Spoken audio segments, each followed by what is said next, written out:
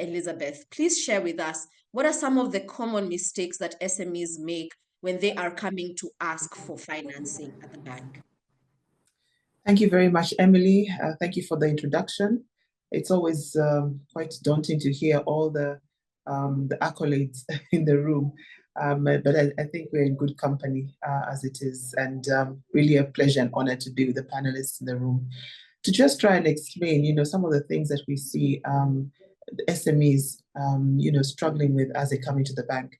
The truth is the bank has always been a very structured environment where, when you're coming in for a request for a facility, there's ways that they expect, a presentation to come through. There's ways they expect, for you to present your proposals. They will expect you to present the proposals, but they also expect you to come up with risk mitigations for the risks that they see. So there's been a lot, and especially, traditionally the banks have also been, open to business for corporate business, and those are very structured, and they have a lot of support from different type of specialists to support them in being able to put together a proposal that the bank will then, look at and support. So SMEs then struggle, because this is an environment for a long time was not really enabled, to support SMEs in terms of financing. And so some of the key things that we then saw was, SMEs would come into the bank and say, yes, I need money, but not quite articulating what you need money for. I need a loan, but there are many types of funding in the bank. If you look at the working capitals, which are short-term, you look at trade finance, you look at asset finance, you look at mortgages, but you only come and ask for a loan. So the first thing that I always say is you need to be very clear on what it is that you want from the bank. And some of the information that we can be able to support, banks are able to support today. And I always say this is the biggest secret for most organizations. If a startup wants to come in and looking for funding, walk into the bank and have a conversation with the bankers. Ask them all the questions, tell them what you want to do. Chances are they'll give you a fair view. It is like a marking scheme on what you need to provide so that you can be able to go and prepare your proposal, as opposed to preparing your proposal and then coming to the bank and finding that you're not in tandem in terms of the product you want, the language you're using, how to mitigate the risks, perhaps even what you need for security.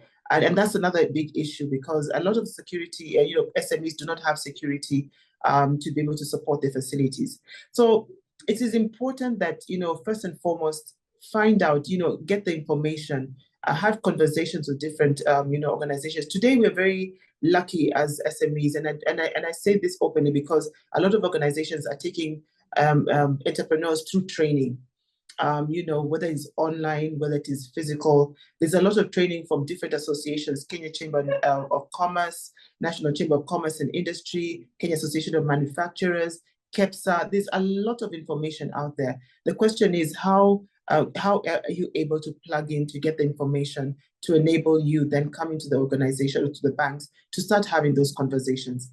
I also say the biggest enabler for an SME is get the information. There's a lot of information out there, and then tag it to the bank, see how they will respond to it before you need it, because when you need it, sometimes there's a desperation around the timelines for which to turn around. So, and I see a lot of frustrations with SMEs coming to the bank and saying, I need money, but I need money tomorrow because I now have to pay for my Mzigo that has come in. I now need to pay for this, and there's a time element.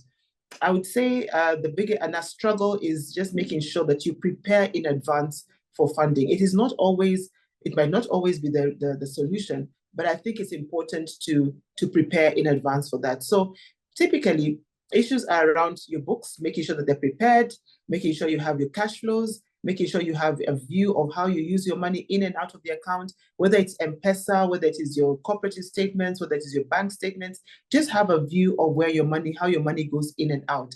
I would say also have a preliminary view of how your books look like. And I'm not saying anything complicated, but just have a view also of how that money goes in and out, how you pay your workers, how you pay yourself if you're paying yourself, how you keep track of your expenses, where is your money going and how is it coming through? So Those are critical things, even as you come into the bank. And today we're lucky that the organizations, the banks are opening up to being able to support SMEs by not necessarily asking them for complicated documents. But the critical piece, first and foremost, is just to be able to see how your money is going in and out and how you actually articulate yourself around your ideas. So typically, if you're in a business, make sure you understand the struggles of that business, make sure you understand how you will mitigate them, so that when you're having a conversation, it is not to say, this is my plan now and I'm dying with it.